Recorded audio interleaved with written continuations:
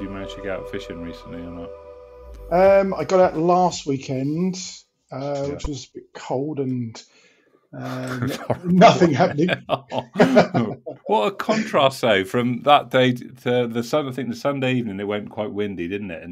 Yes, And yeah, it was then mad. But yeah, I don't know whether to tell the story.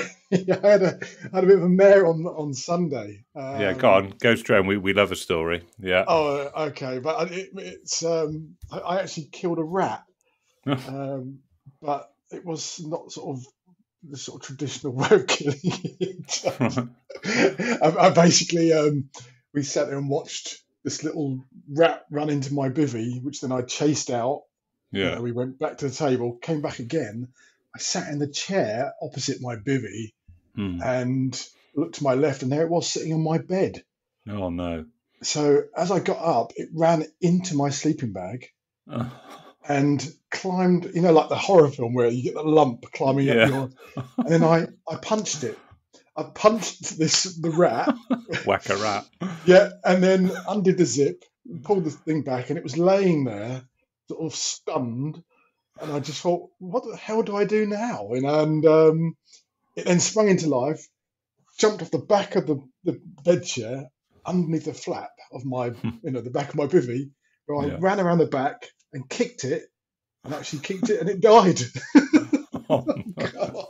So I don't know if you said that or not. They get they get everywhere though, don't they? Ugh. Yeah, yeah, they're horrible. Right? It's horrible. And the thing is, actually, I was going to do. He's going to stay there a bit longer, but actually, I think I saw probably the parent run past as well.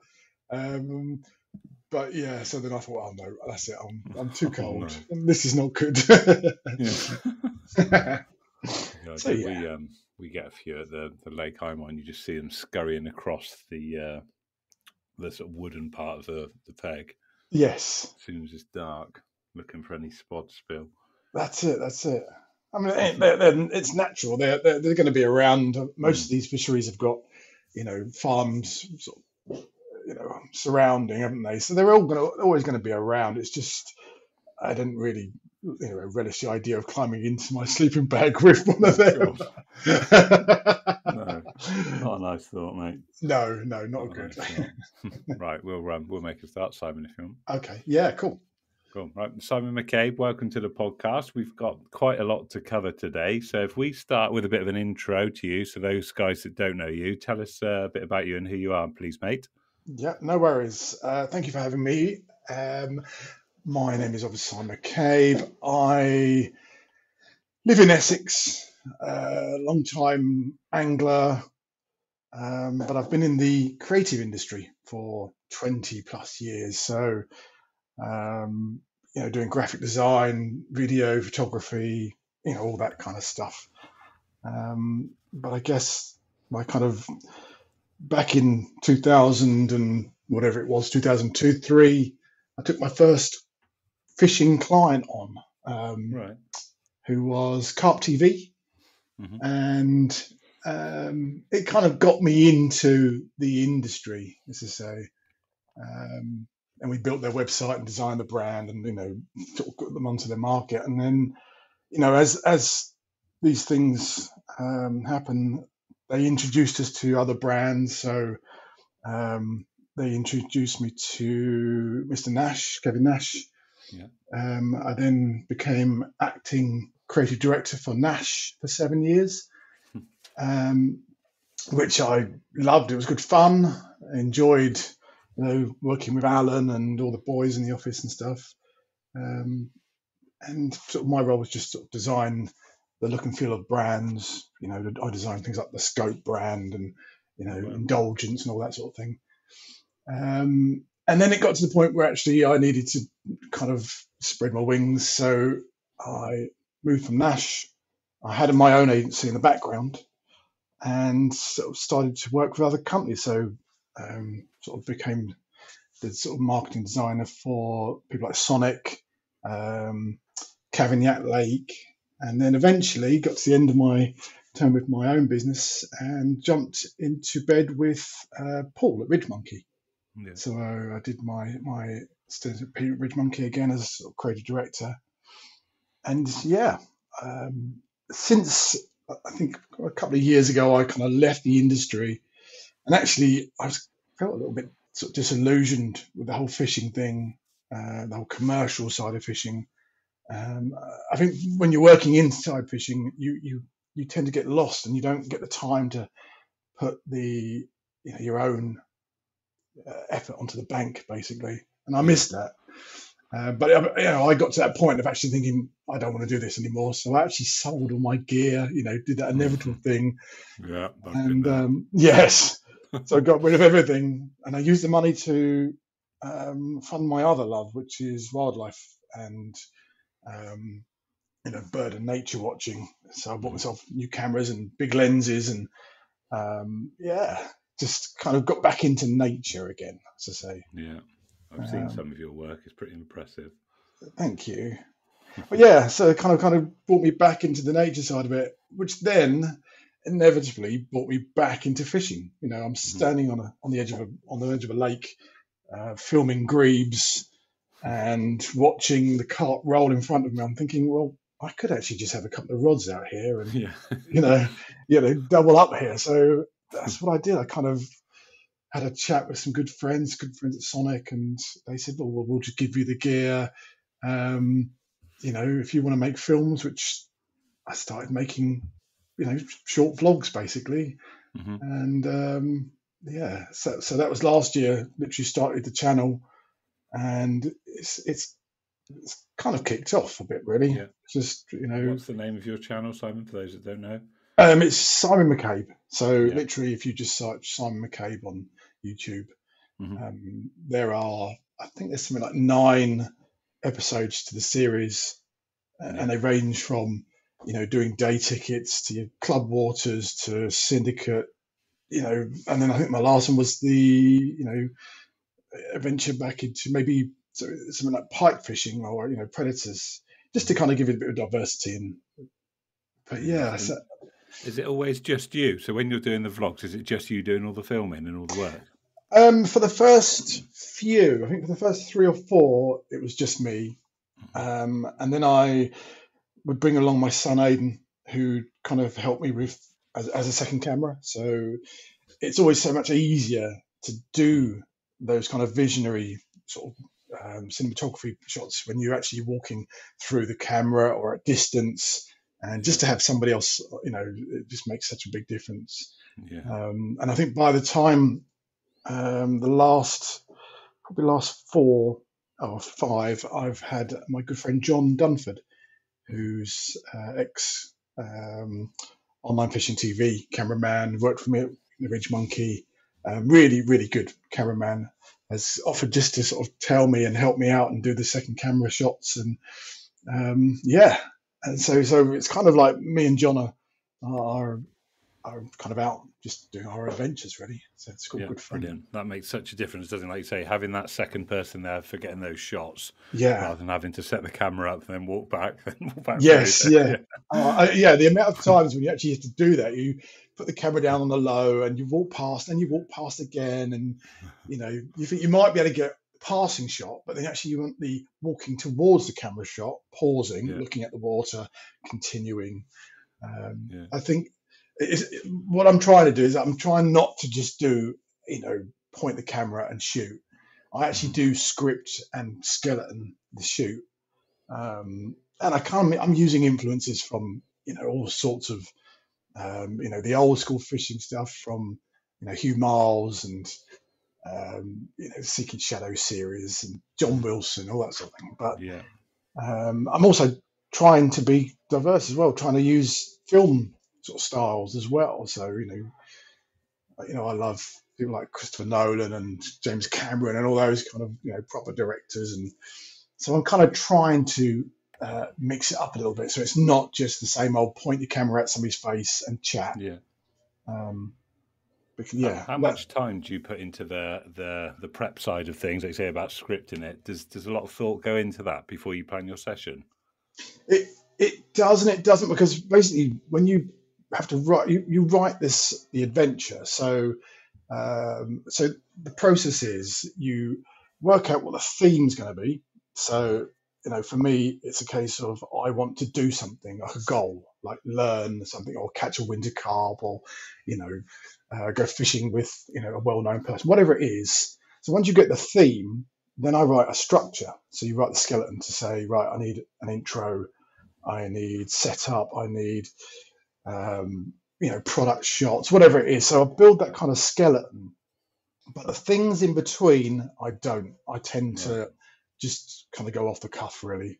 It's one of those things where if you look at the skeleton, you get this part that says action in it, and that's where I try and put fish captures, and sometimes that doesn't happen. So you kind of have to, But the thing is, what I'm trying to do as well is just try to make it a bit more real. So whenever you go, you don't always catch, and everybody blanks, and I want to try and cover that, but in a kind of positive way. It's not, you don't just walk away kicking the ground thinking, oh my God, that's the end of the world.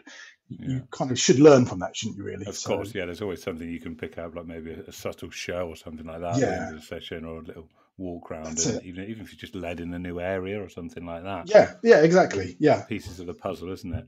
Yeah. And I think talking with people and, mixing with bailiffs, they obviously know the water really well, and they always, it's a good insight. Even if you don't catch, you're giving, good information, and we're trying to make it entertaining, really. So yes. Yeah, definitely. Has it always been a passion from a young age, your angling? I've been fishing from when I was about 8 years old, I think. Standard, started with the float and small roach and rudd and rivers, and I think by the time I got to 16, 17, and girls and all those sort of things came on board, it slowed down for me. I only started picking it back up again when I was sort of in my maybe sort of early 20s, was when I could sort of go off and camp and be with your mates, have a few beers and stuff like that. But yeah, I mean, I think once I kind of got into the design side of it and actually the creative and working in the industry, it then evolved again. I've always kind of sort of favoured the carp fishing side of it, but I have done sort of sea fishing and a bit of fly and just coarse fishing. But I mean, I love it just because it crosses over with my sort of love of being outside and being in nature. And that's kind of, in a way, for me, that it kind of outweighs the fishing a little bit, because I just it's just nice to be out. I think we were talking about it, just saying about how nice it is just to be out, even if it's cold. It's better than sitting at home and over this horrible lockdown stuff. And I went out for a couple of hours yesterday, as I said to you, and spotted a kingfisher whiz past, and little things like that. It just makes the day. Like you say, you're not going to see that at home, are you? No, it's amazing, isn't it? And like you say, it's the best time, as fishing. You can, when you're sitting down, as a bird watcher, what you do is you go out and you sit down and wait, and there's no better place to do it than sitting behind a rod, but you get to see a lot, you get to hear a lot, you get to sort of take in the elements.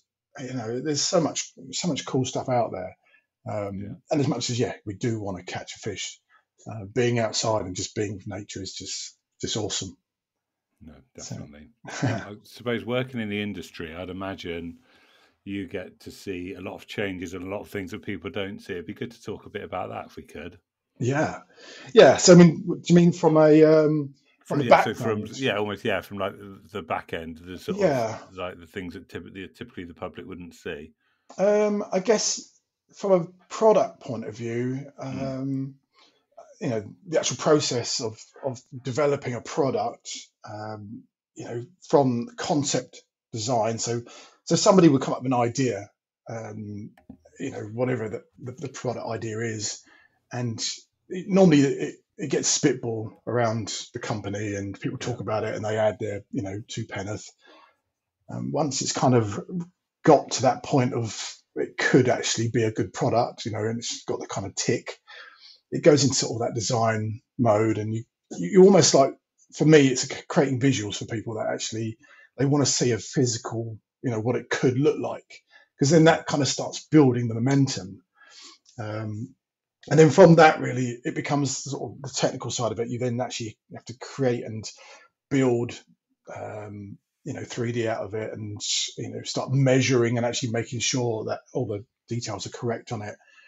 And then off it goes to sort of sampling and all that side of it. But in the background as well, then you've got the whole marketing as well. So you've got the branding of it, the assets for marketing, whether it be social or to support the shops. So yeah, so I say once you kind of get through to the sample side, wherever it's being made, if it's in the UK or in China or wherever it is, you get samples back. You get to play with them. You can sort of adjust them and decide whether you think that you need to change bits.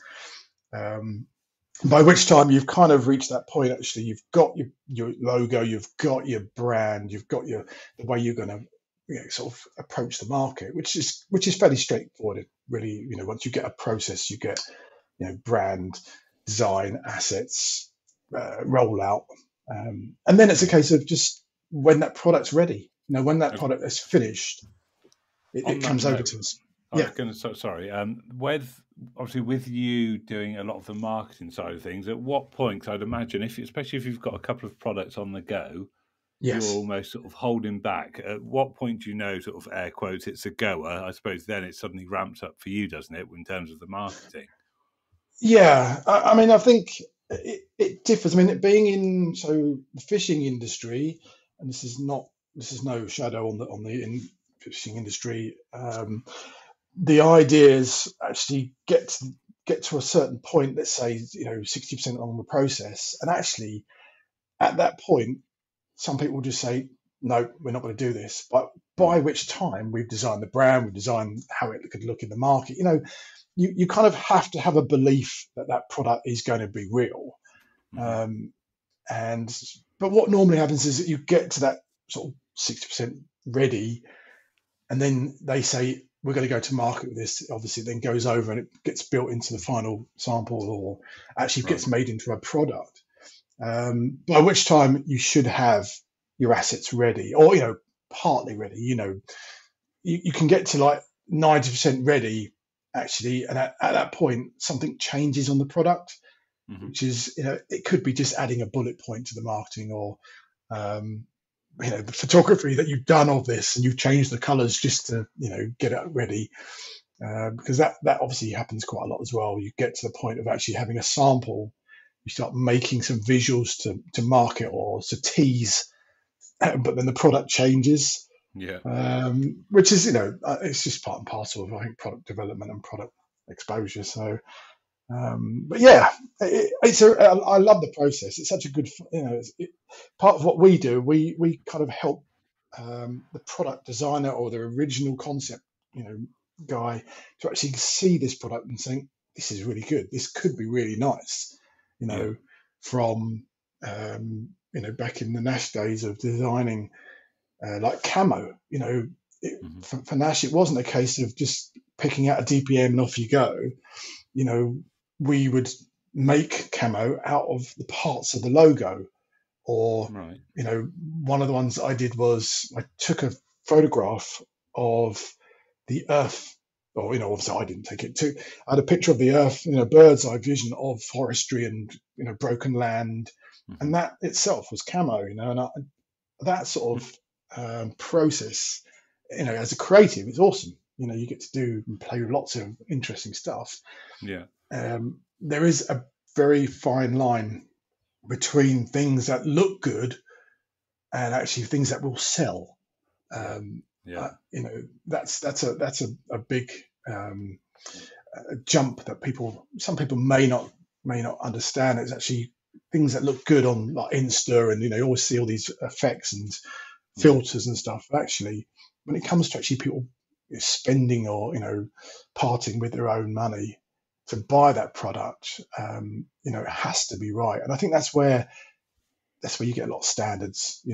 People using DPM because they know it's good. It's a great material, great pattern. But yeah, so yeah, there's a few different processes to it, but yeah, it's interesting. Does it ever surprise you? Because obviously, like you mentioned there about some things take off and some things don't. Have there been items that you thought that, or been sort of surprised? Not necessarily that you've worked on. It could be any company that you think Yeah, you're sort of shocked that that's. I suppose sometimes there isn't any rhyme or reason. People are quite fickle, aren't they? And it could be yes, something that just seems to catch on that you'd never have thought. Does yeah. that happen quite a Um, lot? I think so. Yeah. I mean, there are people who have visions who say, I think you've kind of mentioned it before, and some of your other things about like, SPOD, or the SPOM. Just the idea of actually having a thing that does a certain, um, you know, they need to achieve something, it has a goal, Hmm. and there's nothing else in the market that does it.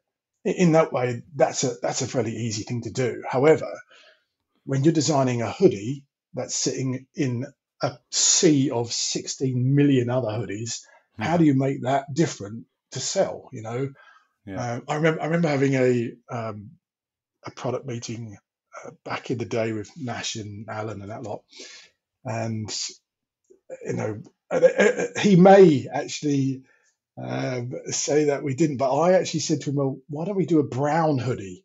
With the big fish. I don't know if you remember that. It had the big mm, half fish on the side. yeah, yeah, And I think Kerr actually said he did it, brown wouldn't sell, but they did sell loads. And I think it's one of those things that it's a hoodie and it's Nash, and it was all good stuff. Um, but I think in a way people buy into that kind of ethos. They buy into the Nash thing, and not that I didn't design it as being orange or pink or it yeah, wasn't completely crazy. It was still a neutral, saturated color that kind of you blend in the bank with, which is another odd thing. But mhm, yeah, it's a funny one. But you kind of have to have belief that that product will. Everybody has that. Everybody thinks that yeah, their product will work. Um, you know, from listening to the early days of Ridge Monkey and that pan, mhm, and how good that was, and that foresight of Paul and the team to be able to sort of think, right, we're going to put the money into this and back this product up. yeah, Yeah, that's the way to do it. Is just to have some balls and yeah. go for it. Absolutely, absolutely. Um, With obviously we mentioned about being creative. yeah. I love my photography as well, and Yes. I always thought when I heard people say I'm not feeling very creative, I was like, what are you on about? But I do. It does ebb and flow, doesn't it? Massively, I've found. Yeah, yeah, yeah. It's a funny one because I consider myself a creative over an angler. So Hmm. for my profession, I am a professional designer. So Hmm. my life is all about regeneration. So once I do a project, I have to regen and do another project in a different design and then a different, Yeah, so that's my training. That's what we do. Um, Whereas a lot of people say, well, how, you work in an industry where you're working with green products, there's a lot of the same kind of thing. It's the same vision. It's the same, ideas.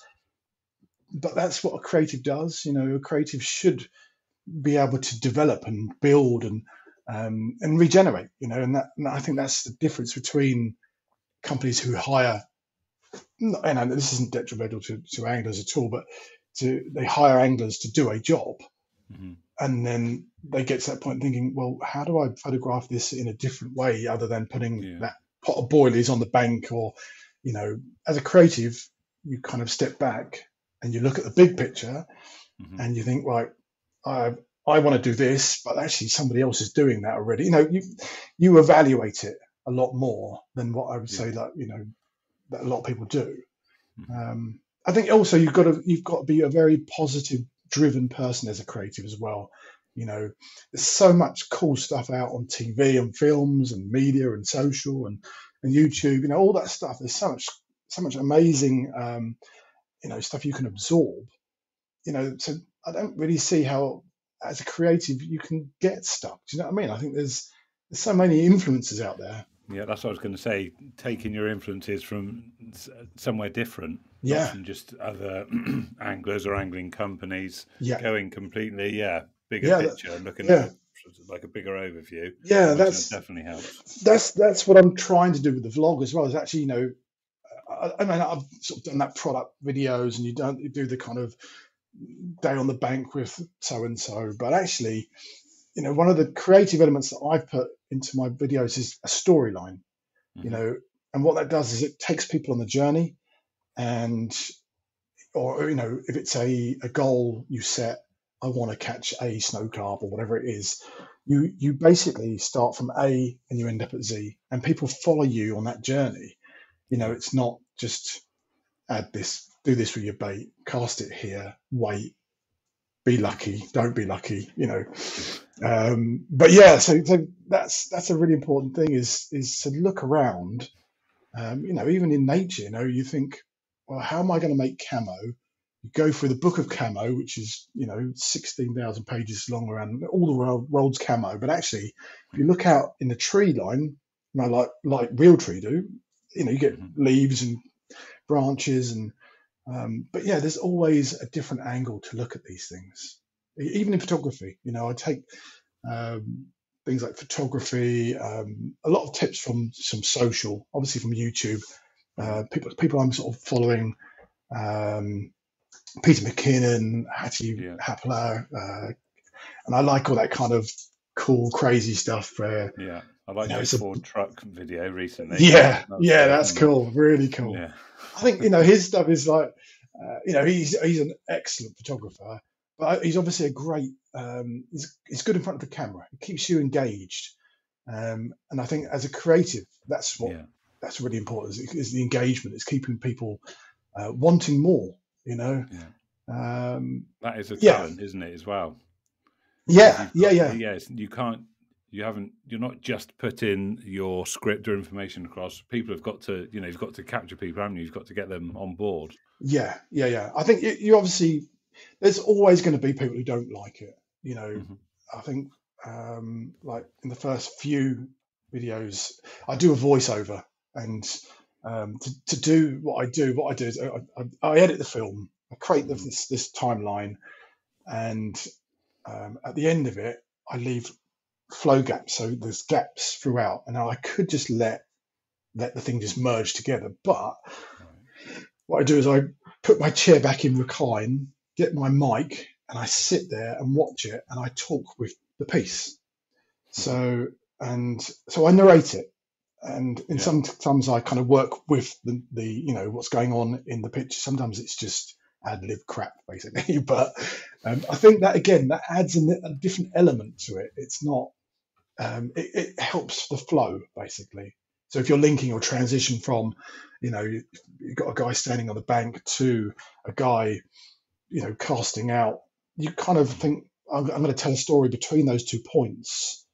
Um, and yeah, that's, that sort of thing is, I think that's a key thing, is just to be able to create that sellotape, Yeah, just to try and definitely. keep it going. Just to make it flow. Yeah. How Yeah. long typically would one of your vlogs take, including the filming, the editing, and the narration? Um, I think it depends. I suppose if we do a couple of days on the bank, let's say the one I did with Frank Warwick, we turned up on the Friday. We actually did the weekend at Oldham Park, and actually none of that was really scripted. I kind of knew in my head that I wanted to get a picture of me reading his book. I knew I wanted to get a little interview with him, Yeah. and obviously action in quote marks. But yeah, so we did a weekend fishing, and then I took it back into studio. So I would say probably 2 or 3 days to do the edit, and that includes the voiceover as well. Yeah. So in total, probably a week turnaround for Yeah. each one. But then off the back of that, I then do 15 stills and 2 trailers that I sort of roll out as a campaign as well. Right. So And then obviously where it goes out on social media, I assume. yeah, so I put it on sort of my social, put it onto YouTube. And yeah, I'm going to be working with a few new partners this year.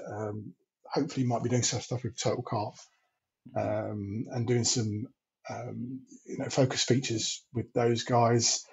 And yeah, I've got to be I've got to be clever about this in the way that actually the people that I'm working with, hopefully they'll be able to share it.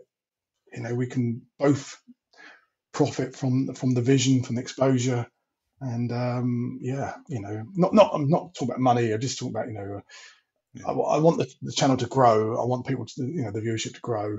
I just want to make good films for people to enjoy, really. So yeah.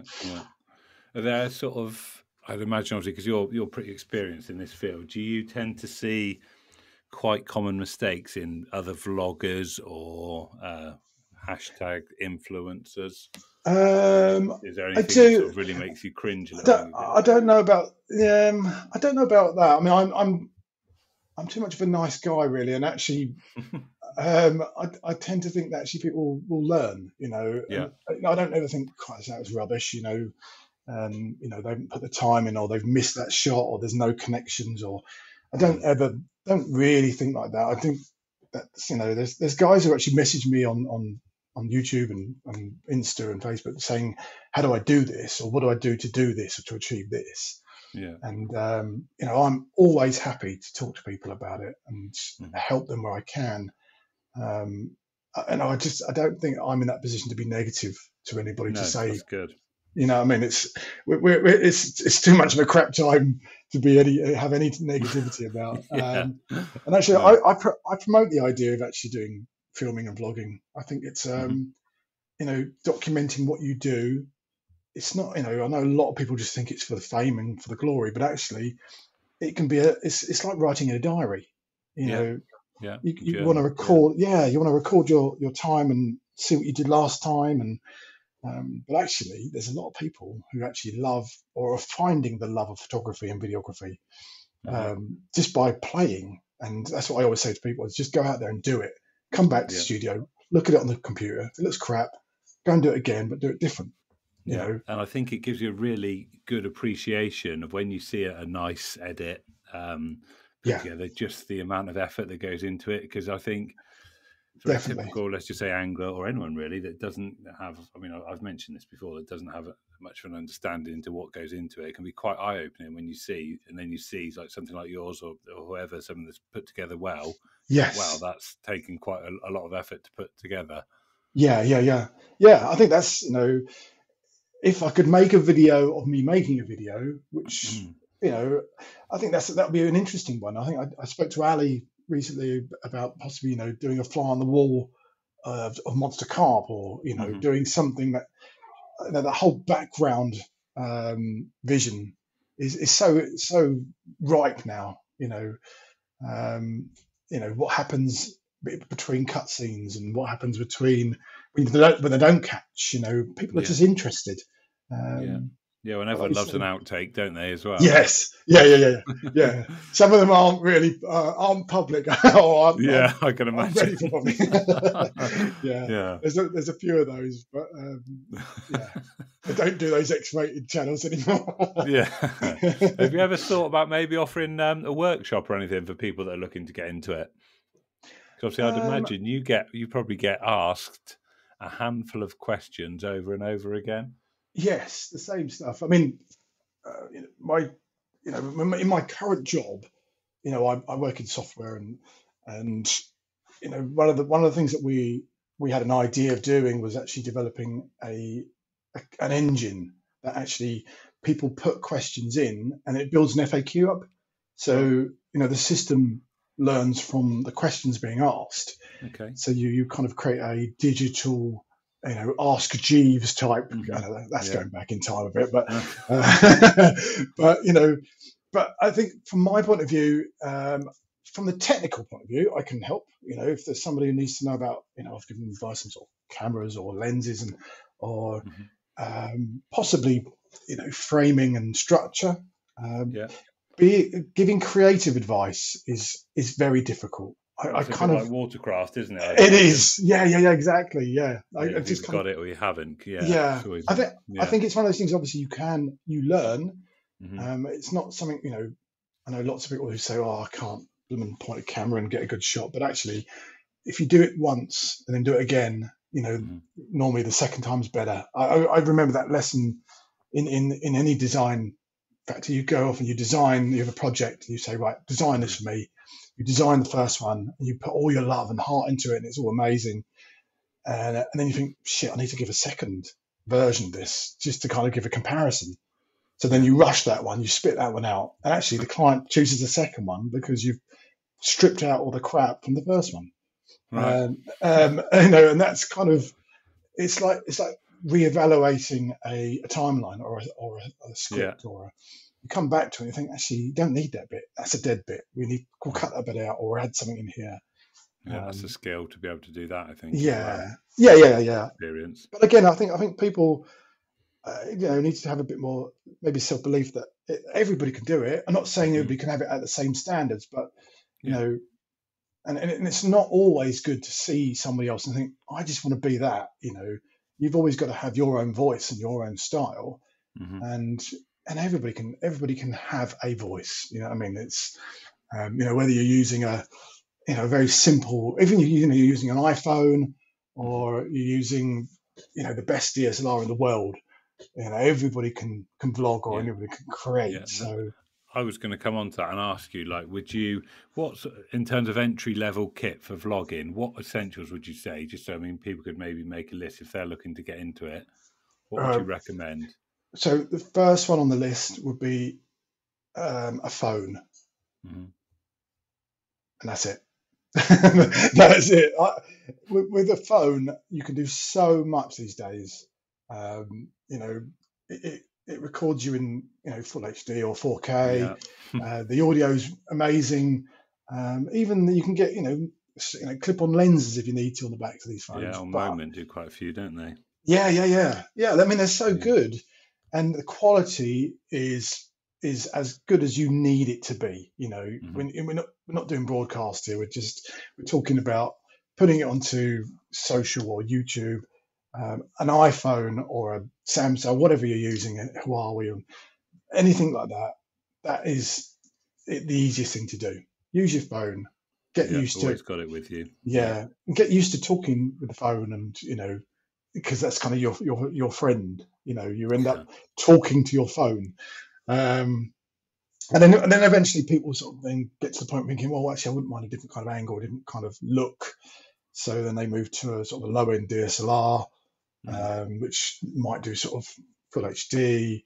For me, I'm recording at a certain frame rate, so I record in 24 frames a second, Why is um, that? because it's kind of a standard documentary, that kind of cinematography style. Mm-hmm. It's not smooth. I don't run it out at 30 frames a second. I use 120 frames a second in my slow motion, but Yeah. everything else is shot at 24. It just Right. it makes it a flatter, longer run, I think. When you put it into like 30 frames a second, you get this kind of smooth output, and it doesn't feel, it feels like you've output it on as basic settings. Yeah. But you'll find that most sort of documentaries are shot at 24 frames. Right. Um, That's interesting. yeah, but other than that, really, I think say your iPhone would do it all. Lower end, capable cameras now. You can spend like 300 quid on a Mm-hmm. basic camera, and it will do you a lovely job. Yeah. Obviously there is a second-hand market, and I tend to buy 50% of my gear second-hand, Yeah. as long as it has a good background and you know where it's coming, well, roughly know where it's coming from. I'm more than happy to buy second-hand, Yeah. and then Are kind of you loyal to one brand? Sorry to butt in. not really. I mean, I'm a Sony user now, Mm-hmm. and between me and John, so John uses like an FS7. I've got the A7 III and Mm-hmm. A65, and I've got another one coming as well. But to be honest with you, I could do it all just using the A7 III. Yeah. I've got native lenses. I've got um, you know Rokinon lenses. I've got Canon lenses with adapters.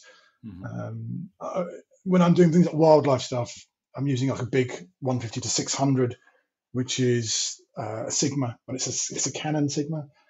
So I have to use like an MC11 adapter, and it's fine, but you still notice that point of a second slower on the tracking. So right, which is massive, I suppose, with what yes, you're doing. yeah.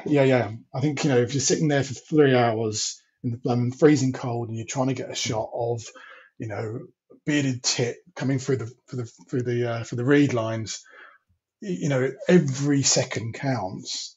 Whereas I think with fishing, it's slightly different. You can point that camera, or you can get your GoPro. That's another option as well. GoPros, they're so good. These cameras just set it on a loop motion, stick it in front of your camera, in front of your rods, and get that take, all those kind of things. But yeah, I can. Majority of my stuff is Sony. I just like the quality. I like the colouring. And they've just kind of done a good job so far, I think. Yeah. What microphone would you recommend for people to use when they're vlogging, when they step up to? I would go for like the little mini Rhodes. The little Rode mics are really good. I've got like the next evolution of that big mic, which sits on top, which I don't really like using. I've got also the little Rode mics that you clip on Rode mics. I think they're called Rode Goes, or whatever they're called. Yeah. But yes, I mean that for me, that's another thing. When you're sort of filming or you're doing any kind of capturing, if you put that mic on, so you've got that background sound. So that might be birds singing, or water, or people. But yeah, something like a basic Rode mic should do the job. And like anything, as you kind of get into it, you buy the next Rode mic, and then you buy the next one, and then you buy a bigger camera, and then you buy this, and a bigger bag. Exactly. Yeah, bigger insurance. Yeah. I feel like that is never ending, isn't it? Yeah. Mine's become a bit of a workout carrying my bag. I've got one. I think it's one of those Lower Pro 450s. Yes. Yeah. And that's full all the time. And once my laptop and a notebook and everything else like that's in there, it's it's funny, isn't it? It's quite a workout. I've got a Wandered bag, so I've got it's quite a big. I mean, it's not big as in like bulky, but it carries everything in it. And also got a couple of big newer bags, and Snugpack have given me like one of their big Bergens as well. Right. So you end up going on these shoots. You have your fishing gear, your living stuff, and 2 bags of camera stuff, which is fine. John's got a big van, so I just stick it all in there. But surprising how. I think if you sit down and work out how much you've totted up, it's the same as fishing kit, I suppose, isn't it? Over the years, the amount of kit you accumulate. Is quite, quite shocking. Isn't it? It is shocking, especially. I put some racking in my office, and it was shocking to my wife to see how much gear I've got. It's me sort of lining everything up and making it all look pretty, and it's great. And then she comes upstairs and she comes up and she looks. She goes, "What? How much money have you actually spent?" And I'm like, "Where's that the time?" Yeah. The funny thing, I'm trying, I know there's a whole thing about hiding your bills, about how much fishing gear costs, but when you're buying stuff online from Amazon, I actually share my account with my wife, so it's a bit of a difficult one. Yeah. They have put. There's a tip. There's an archive on your orders now, so you can archive those receipts, right? So they don't see it.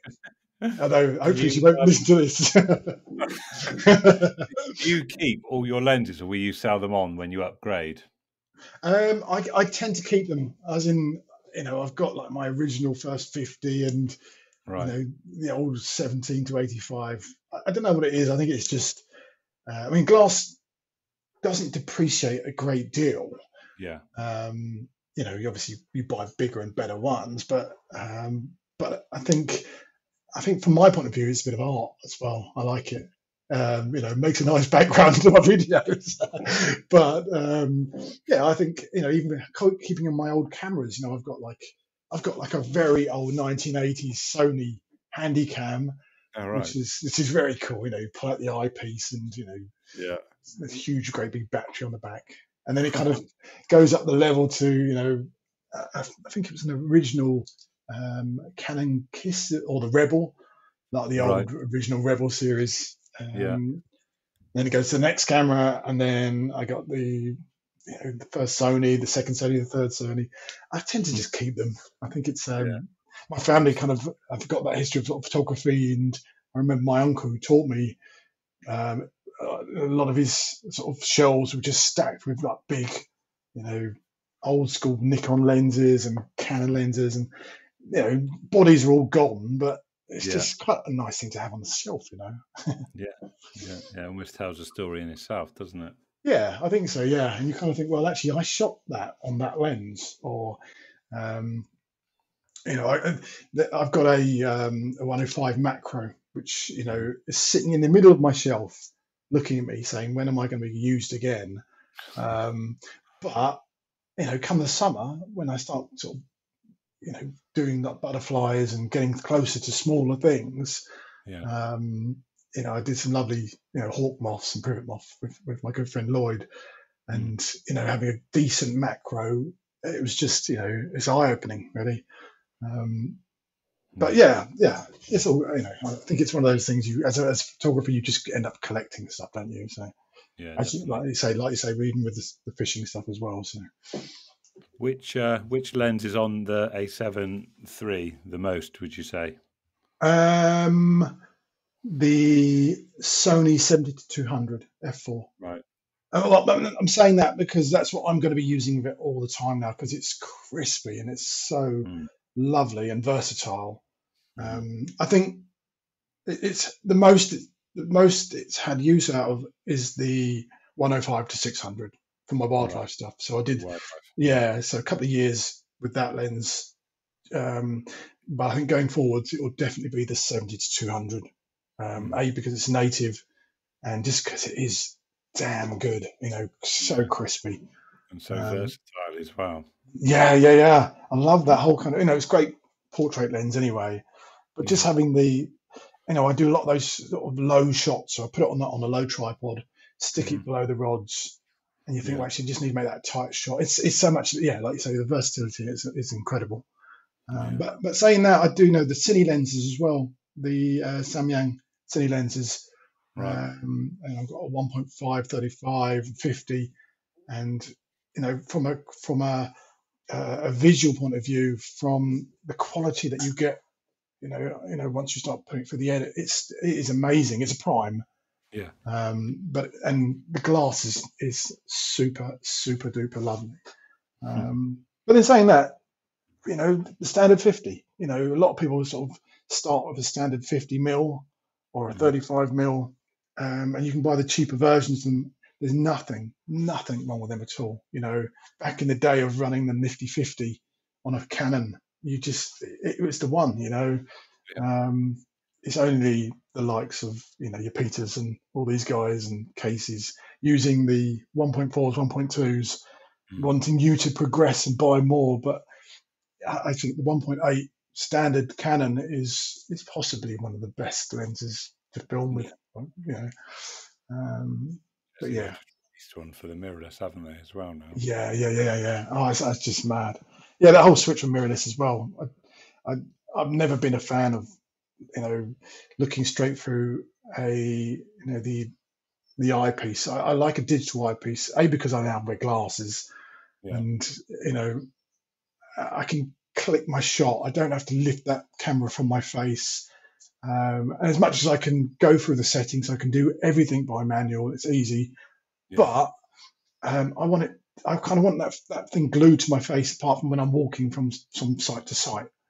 Yeah. Um, but yeah, it's an interesting. Yeah. And obviously, now they're all doing mirrorless. The prices are starting to come down a bit, aren't they? And they're bringing out newer ones all the time. Yeah, yeah. I mean, I think there's always quite a few questions about that. About do they go mirrorless, especially on my wildlife photography groups on social. People saying, do I go down that route, or I use the 65 as a crop sensor just to Right. get that extra reach. So you Hmm. get the extra reach in the lens, and as a mirrorless, it's 24 million megapixels, whatever it is. It's fine. It's perfect. I know you can go to the next level. Maybe the was it the A7R2, 3, and 4.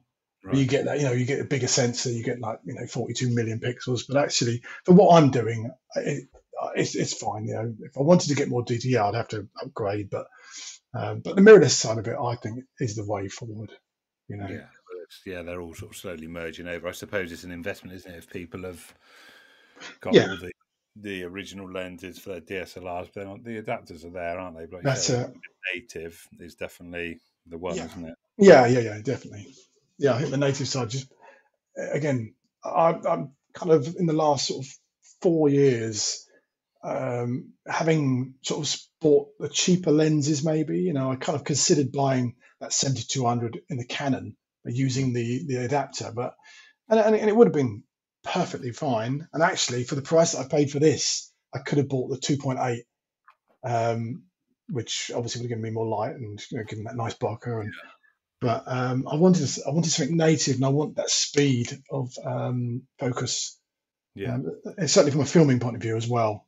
Um, Filming on the big lens is a bit of a nightmare because every movement Yeah, it's is exaggerated. Yeah. yeah. You can lock it off, that's fine, but Yeah. then telling a goose to stay still is very difficult. I cannot speak goose, so Yeah. yeah. What have you got planned coming up in terms of filming? Can you have you got more vlogs coming? Yes, so I'm planning to start the vlogging again in March. So Hmm. early March, I've got probably 3 or 4 planned already. Obviously, restrictions are going to hold us back a little bit, but I can probably work this out as being a work thing. Yeah. Obviously, with social distancing still and all that sort of thing. But yeah, I've got talking with Carl and Alex. So I've said I'm going to go and do a vlog with Carl and Alex. Hmm. I marketed them as well in the early days, so I designed their logo and Right. designed like all the stickers that you can see now and all that stuff. And I Yeah. love those guys. They're so good at Yeah. what they do. Yeah. Their pure energy is just I love them. They're awesome. They're the Mhm. future. Um, Brilliant. but yeah, so and then there's a few classic anglers that have also shared the interest in coming out and doing stuff. Obviously, the guys at Total, lots of venues. Been invited to go and fish on the Amazon for peacock bass. We've Wow. been invited, to go worldwide with it. Obviously go down to France, down to see my good friend David in Yeah. Cavagnac. And yeah, I would definitely love to go back down there this year. And Um, but yeah, lots of options there, Dominic. So yeah. Just get these bloody restrictions sorted so we were all a bit more free again. yeah, it's horrible. It's a really horrible time. You see it on Facebook and people people moaning about it. And I know people are sick of people moaning, but it's it's such a horrible place to be, a horrible time to be in. But I would just say, it's going to change. It's going to hopefully be over soon, or you're going to get some restrictions lifted. We can, you can go fishing. You can go fishing in the day, go out for a walk, do your stuff. Get out. But yes, at some point they'll lift it up and we can all go night fishing again and Yeah. yeah, start breathing. Absolutely. Can't wait. Yeah, I'm thinking it would just give us that appreciation, won't it? Yeah, definitely. One last thing. Are there any questions that I haven't asked you that I should have, or any that you can think of? Um, Shoe size. Yeah. Um, Media, we covered that. Graphic design, we talked about product design, we covered. yeah. People I follow, loving people I'm trying to follow like people like Hugh Miles. Right. That whole kind of classic.